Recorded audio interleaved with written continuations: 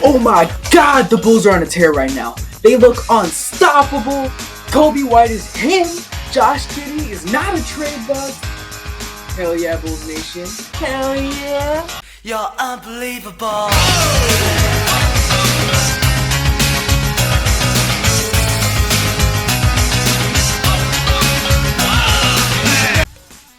Hi, hello, this is Matthew Hurtado, and welcome to Matt's Line Sports. And we are here talking about the Bulls.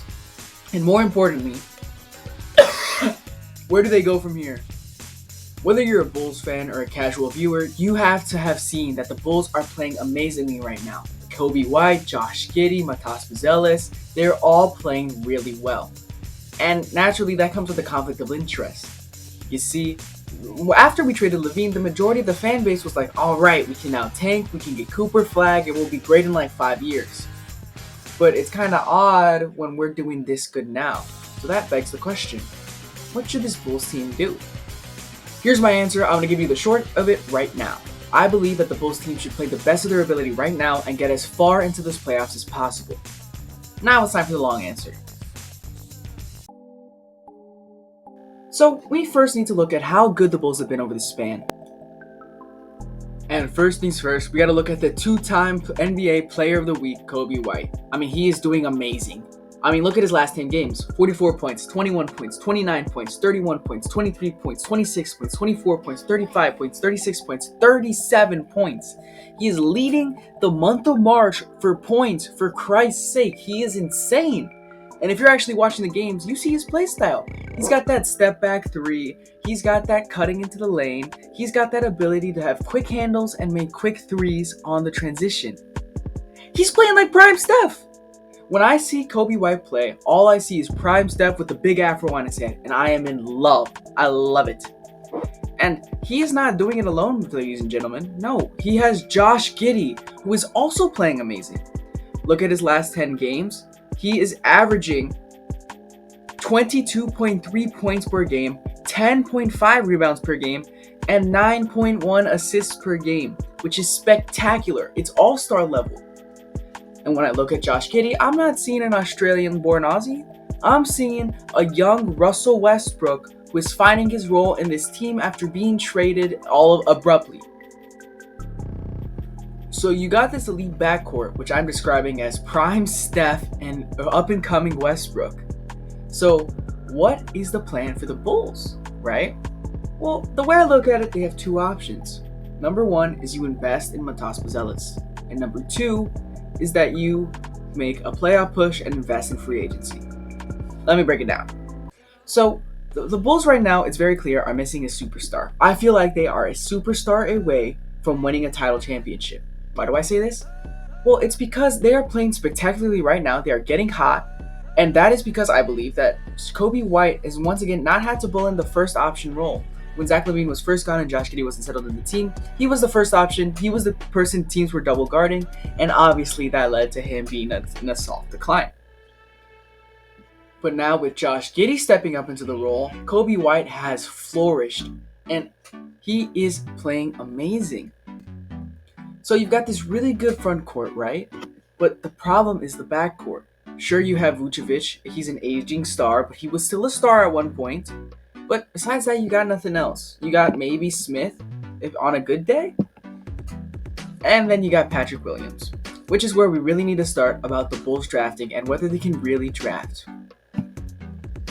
So let's look at some of the draft picks. If we go back to 2020, which is when AK took over, we had Marko Simonovic in the second round, who was a fun experiment, who really could have paid off. It was really a 50-50, but ended up not working. That's fine. He's a second round pick. That's going to happen. Then you got Patrick Williams at 4. Now, I was not a fan of this pick when it happened. I'm still not a fan of this pick. Why would you take the 6th man of the year at 4? Not taking him in general. Taking him as the number 4 pick in the draft. That was a bit controversial. Then you fast forward to 2021. You got Ayo Dosunmu. Alright, that's a pretty good pick for the second round. He's a starting caliber player. Sure, I think that the reason they drafted him is because he's from Illinois. And that he's like a native-born Chicago kid. I think that had a lot to do with it and not so much to do with his talent. But fine. You guys got to win. Then you fast forward next year. Dalen Terry. He's showing flashes, but for an 18th pick in the round one, he should be playing better. And honestly, there were better options on the board. And I'm not gonna lie to you and tell you I know who they are. I'm not a draft scout, but I will tell you is that he has not really panned out in the NBA. And then you fast forward to this year because we didn't really get a pick in 2023, and Matas Buzelis with the 11th pick. That was a steal. To be honest, Matas Buzelis was a top 5 talent that landed in our hands like a blessing from the Lord right into our pockets. But the point is, I'm not confident that this AK team is going to pick a good player unless they get the first pick and take Cooper Flag. I can tell you that I am not confident in that. And can you blame me? I mean, sure, the Josh Giddey Caruso trade is looking good now, but if Josh Giddey didn't pan out, that would have been terrible because we got no draft capital from it. From an OKC team that is full of draft capital and in a win now mode.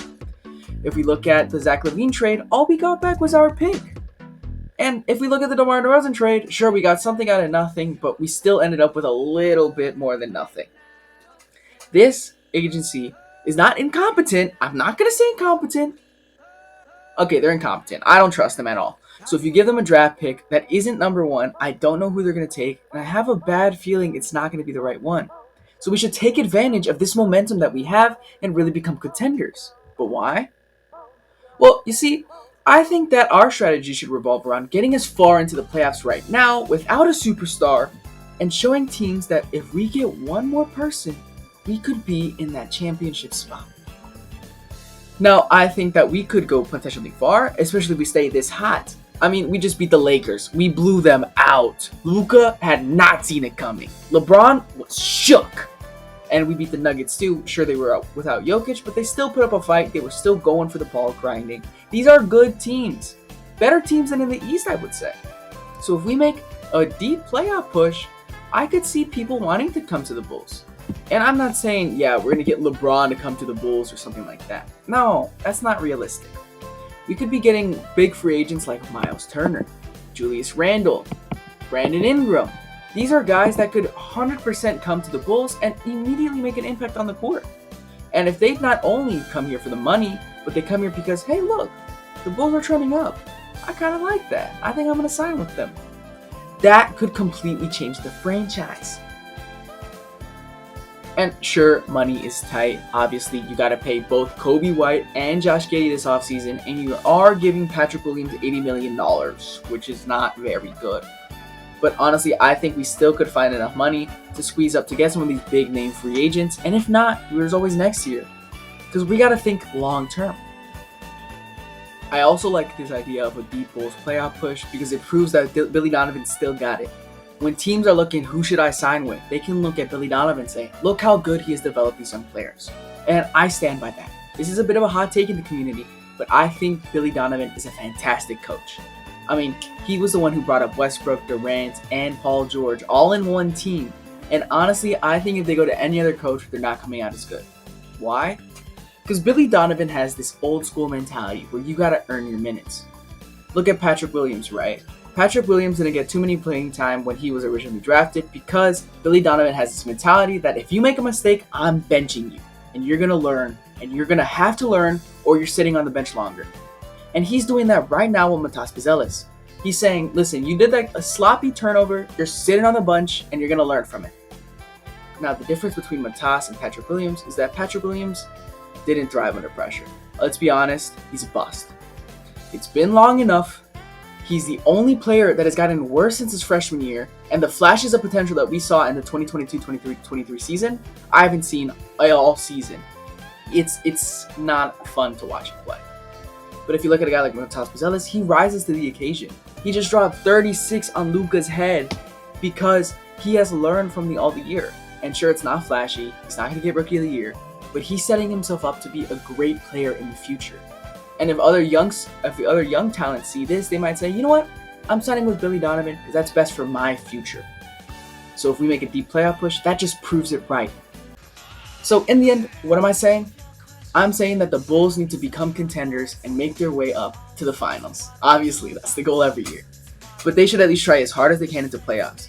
Because I'm not confident that we can make a good draft pick to begin with. And if life gives you lemons, then you make lemonade. That's what I like to say. and investing in this young core is the best shot we got at providing a future for the Bulls. I'm Matthew Hurtado from Matt Slime Sports, and You're unbelievable.